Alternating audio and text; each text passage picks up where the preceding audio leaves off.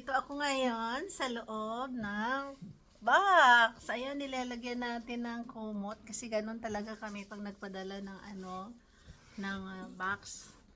Bago po namin lalagyan ng mga kung ano-ano, nilalagyan po muna namin yan ng guys, ng kumot para mas safe ba yung mga ilalagay namin.